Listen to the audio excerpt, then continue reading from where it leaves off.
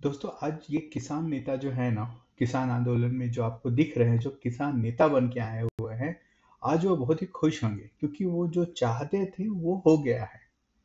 वो तो चाहते ही यही थे कि इस किसान आंदोलन में, इस फार्मर्स प्रोटेस्ट में लोगों की जान जाए ताकि ये जो मुद्दा है वो भड़के। और आज वो ऐसा ही हुआ है। इस आंदोलन में एक युवक की आज जान चली गई है। ये एक दुखद है दोस्तों, बहुत ही दुखद समाचार है। लेकिन मैं इसलिए बोल रहा हूँ क्योंकि दोस्तों, अगर आप देखेंगे कि ये जो प्रदर्शन हो रहे हैं और जिस तैयारी से लोग आए हैं, जिस तरह से जेसीबी और ऐसी ऐसी मतलब क्या बोलते हैं, गाड़ियों के साथ आए हुए हैं। जब मैं गाड़ियों की बात करता हूँ तो मैं जेसीबी और अर्थ मूवर्स और इन सब की बात कहता हूँ।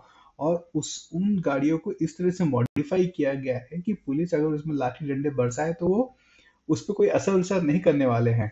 आपने बैटमैन मूवी देखी थी ना, उसमें जो मास्क पहन के विलन लोग आते जाते रहते हैं एकदम मस्त एकदम, तो उस तरह से ये लोग भी आए हुए हैं। आप जब इनको देखेंगे दोस्तों, इनकी जो तैयारियों को देखेंगे, तो आप ये कहेंगे भाई ये कोई लड़ने जा रहे हैं क्या। और जब आप इस तरह से लड़ने की तैयारी करके आ रहे हैं, और इस बात की मैं सरकार की दाद देना चाहूंगा कि दोस्तों, उन्होंने बड़े ही संयम से अभी तक काम लिया है। नहीं तो जहां पे आप देखिए इतनी बड़ी बड़ी जेसीबीज लाके लगाई है, पोकलेन करके पता नहीं कोई गाड़ी होती है, अर्थ मूवर है, वो सब आई हुई हैं। जो ट्रैक्टर्स ये लोग लेके आए हैं, उन ट्रैक्टर्स को मॉडिफाई करके लेके आए हैं।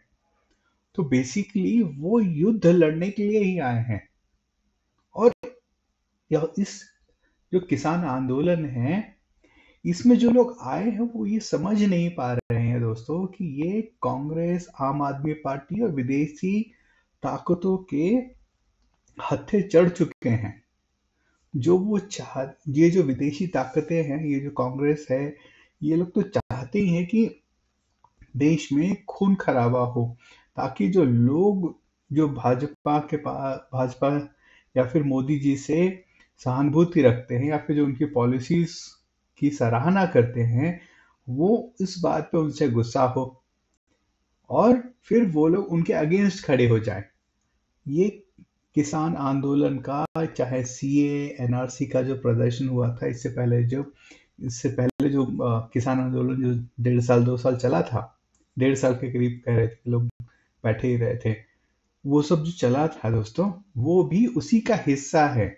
और ये जो अभी हो रहा है वो भी इसी का हिस्सा है। नहीं तो दोस्तों, प्रधानमंत्री मोदी की सरकार ने हर साल 6,000 रुपए किसानों को उनको डायरेक्ट ट्रांसफर होते हैं। कोई बिचौलिया कुछ भी नहीं है ना। जो एमएसपी पे जो खरीदी भी होती थी, वो जो पहले जो जितनी खरीद होती थी उससे 4 या 5 गुना ज्यादा खरीद होती है। फर्टिलाइजर्स पे जो क्या बोलते हैं, जो सब्सिडी मिलती थी, वो भी 4 से 5 गुना और ज्यादा हो गई है। एमएसपी जो पैडी और इन सब पे जो मिलती थी, जो पहले 1,200 मिलती थी, अभी वो 2,200 2300 पे चली गई है। यानी कि वहां पे भी वो दुगना हो गया है।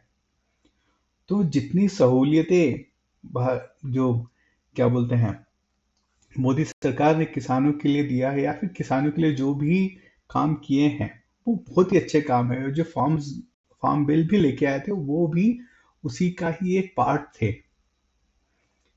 ठीक है दोस्तों। लेकिन जो ये कांग्रेस और जो सो कॉल्ड किसान नेता हैं, जो उन्होंने पॉलिटिक्स की है, खासकर एक और बात समझने की जरूरत है दोस्तों कि जो एमएसपी का जो पूरा गेम है ना, वो पंजाब और हरियाणा में ही है। 90% एमएसपी का जो भारत सरकार खरीद करती है, वो एमएसपी वो पंजाब और हरियाणा से ही करती है। तो ये एक सवाल भी बनता है कि क्या भाई पंजाब और हरियाणा में ही सिर्फ किसान रहते हैं क्या? भारत के और जो जिले हैं और जो राज्य हैं, क्या वहां पर किसान नहीं रहते हैं क्या? ये सवाल है दोस्तों, और ये बहुत ही सीरियस सवाल है कि क्यों भारत की सरकार सिर्फ एक ही राज्य से एमएसपी पे धान चावल ये सब खरीद रही है। क्यों खरीद रही है?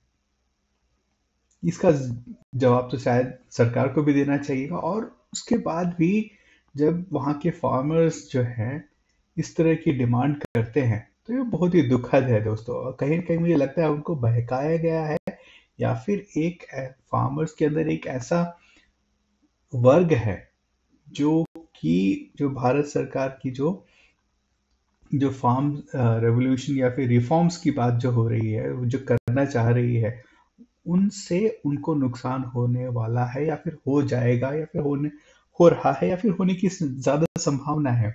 इसीलिए वो नहीं चाहते कि वो रिफॉर्म्स हो। और इसीलिए ये इनकी जो ऊट-पटांग की जो माँगे हैं, एमएसपी, मतलब जितने भी हम खरीदें, और फिर सरकारी नौकर को जितना सैलरी, सरकारी जो बंदे को जितना सैलरी मिलता है वो सैलरी भी उनको दें। पता ही नहीं क्या-क्या, मतलब उनकी माँगे ऐसी हैं जो कि मतलब मुझे नहीं लगता कि अगर यूएस के पास भी इतना पैसा है और उनको भी बोले कि भाई ये सब माँगे आप पूरी कर दो, तब भी शायद वो लोग भी ये माँगे नहीं पूरी कर पाएँगे। और कांग्रेस ने तो 2006 में जो एमएस स्वामीनाथन की जो कमेटी की जो रिपोर्ट आई थी, उसको तो उन्होंने लागू नहीं किया, उन्होंने खारिज ही कर दिया था, उस रिपोर्ट को ही खारिज कर दिया, बोला था कि ये फिजिबल ही नहीं है। तो कांग्रेस जो वहाँ पे जो लोग आए हैं किसान आंदोलन में, उनको समझना चाहिए कि ये इनको यूज़ कर रहे हैं। बस दोस्तों, अभी मेरा तो यही व्यू था, और फिर मिलते हैं किसी नए वीडियो के साथ, किसी नए टॉपिक पे। आपकी वीडियो अच्छी लगे तो लाइक, शेयर एंड सब्सक्राइब अवश्य करें। बहुत बहुत धन्यवाद दोस्तों।